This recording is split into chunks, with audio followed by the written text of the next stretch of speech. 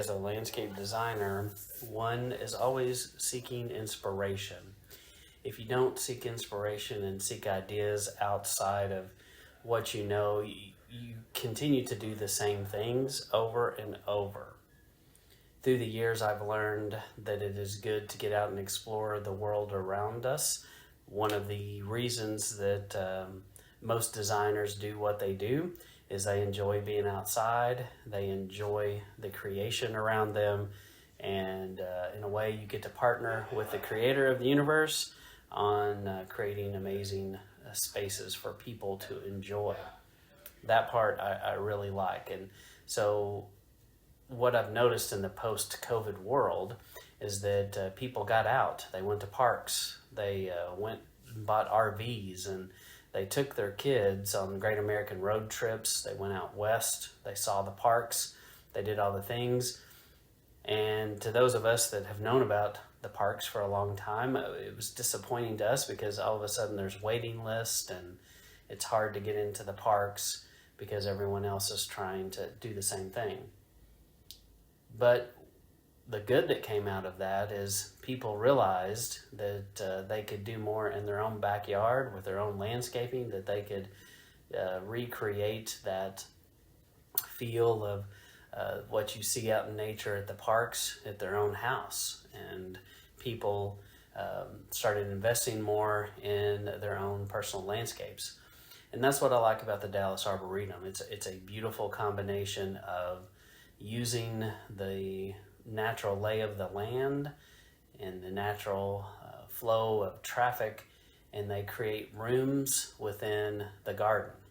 And so anytime we approach landscape design, that's a great approach, is to think about your space as rooms in a house, and each one has a theme. It has a certain feel, a certain quality about it. And as you walk around a place like the Dallas Arboretum, you can't help but notice how they do layers and texture and color. They play to the shade, they play to the sun. And so different areas would have different focuses according to what the climate conditions are, because also in different rooms of a landscaping, you have different microclimates that appear, and each microclimate sometimes requires different plants. Although a lot of times I will tell people, let's use the same kind of plants throughout your landscaping so that we stay true to that theme. But sometimes you do have to change up your plants a little in your theme to fit the microclimates that you're seeing in a space. But at the Dallas Arboretum, it was a great opportunity to walk around with the lead horticultural team, and we had Cord and Ryan show us around, and we got to see behind the scenes of what all they do. We found out that they plant 500,000 tulip bulbs every year, and it takes them about a month to do it. And if you've never seen Dallas blooms, when those tulips are going, there's really nothing like it as far as color. Just really an amazing thing. But when we go out to places like this, we get new ideas. It kind of confirms things that we thought, and we enjoyed talking to these gentlemen, and they were true professionals, and we found some things in common, some common plants that we've struggled with. And I always think that's interesting, and just kind of confirmed some of our thoughts about plants we've seen not do well here in North Texas from time to time. And one of those would be Loropetalum. And with the Loropetalum, I've noticed there's some great big ones in Fort Worth that you see. Typically, the big ones in Fort Worth and Dallas are the original specimen of Loropetalum, the very first one that they grafted off of, and that specimen tends to be big. Those mature Loropetalums tend to be about 5 by 5 and maybe bigger, and they tend to like some shade. I would say those Loropetalums do best in the north, the east sides of a home, or in any pocket of pretty good shade. They're not going to want to see a lot of direct afternoon west sun. But what has happened is there's been a big effort to trademark plants, and every grower out there wants to put their name on a plant and trademark it and patent it. And so we see all these different varieties, and the homeowners don't always want a loropetalum that size. They really want, let's face it, the purple color that they produce is amazing, and we love them. We love bringing in that pop of purple because it's going to work on any texture, any background. It's going to work with green. It's going to work with a gray, blue, whatever you've got. That purple is going to complement and stand out and be a nice front layer to any landscaping.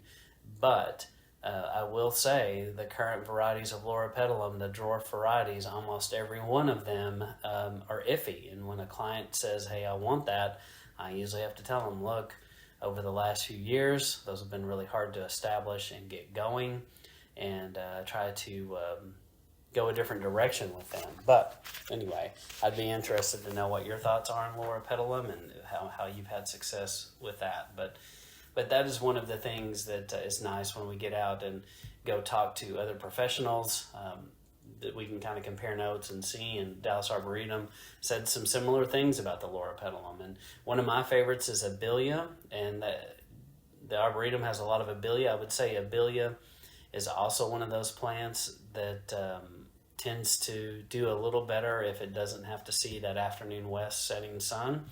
And but still, it doesn't mind the sun. It just would prefer not to have to deal with that heat.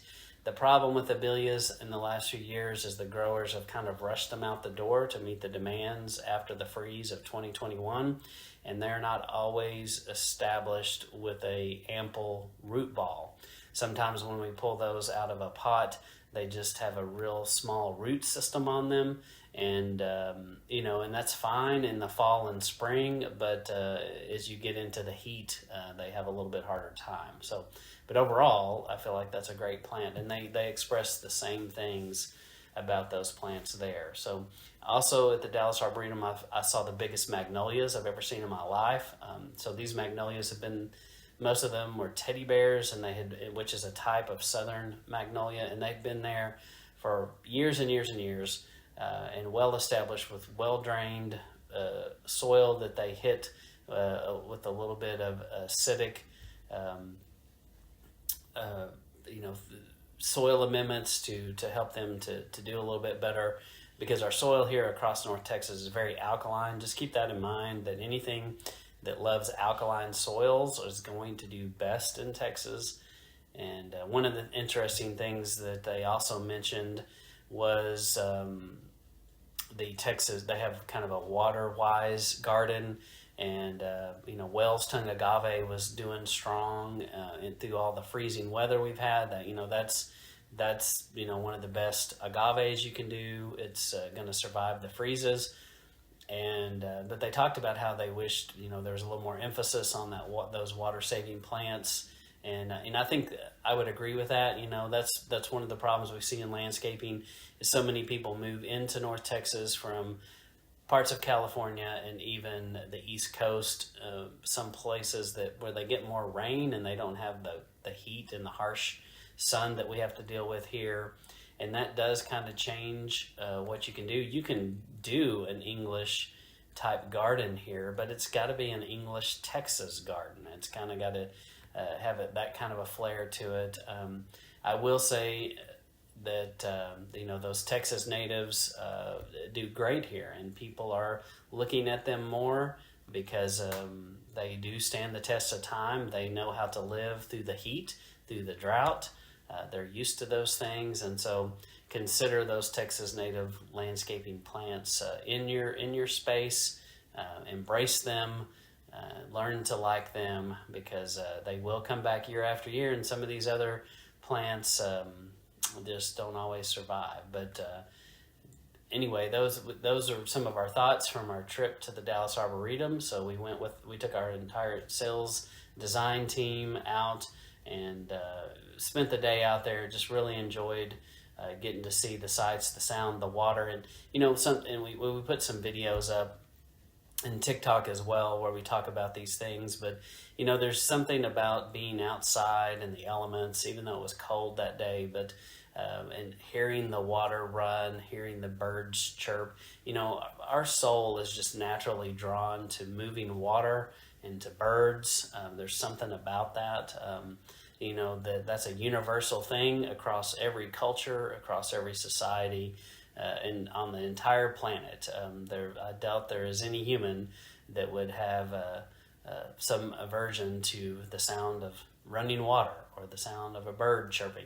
That's just something that we all enjoy and like. And so as it comes to springtime, I would encourage you to go to places like this, the Fort Worth Botanical Gardens, the Dallas Arboretum, walk around, look around, get some ideas, and so that when you call someone like us out to make a plan for your landscaping, that you have an idea of some things that you like, some things that you don't like. You see things that they put in full sun, and you see the things they put in full shade, because it is different. So it always helps us make a plan for you when you know what you want and you know what you like, and that makes it a lot easier for us to help you with that. So if you need help with those things, give us a call.